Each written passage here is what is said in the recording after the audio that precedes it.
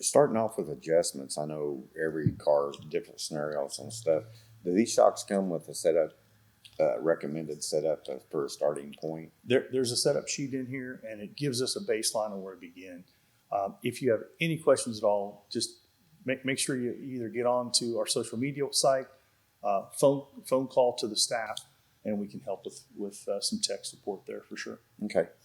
And just to clarify, I know it's got a plus and a minus on the knob, but when you turn it clockwise, you're adding value to the shock, correct? You're making the shock stiffer. That's correct. Whether it be rebound or the compression side. Absolutely. In both cases, as you turn the adjuster to the right, you're stiffening the valving. To the left or counterclockwise softens the valving. So we're slowing down the valving when we make it stiffer. We're speeding up the valving when we make it softer. So in terms of what do we want the car to do?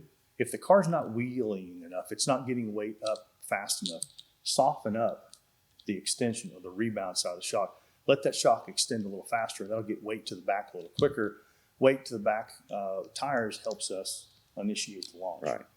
So taking value out of the shock, we're going counterclockwise. If your car's lacking traction on the launch, you can actually take some value out of the shock to help the car transfer. But then if it gets too much and the car's starting to wheel, that's when you start adding it. That's when you start stiffening it up, slowing down that weight transfer. I know a lot of times they'll talk about you go full stiff and then back it up 10 clicks or so.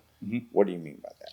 We recommend that everybody start in a full stiff position when they're making adjustments to the shocks. And that way, right shock and left shock is adjusted properly and consistently. They're matched up, right shock, left shock.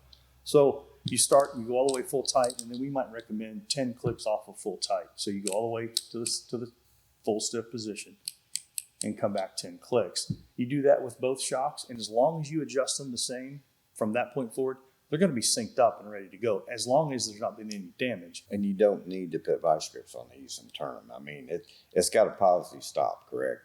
Yeah, there's a positive stop here. And if we've got a valving package here, and if it's getting more difficult to turn, probably need to get the shock in for service, because it shouldn't be difficult to make these adjustments.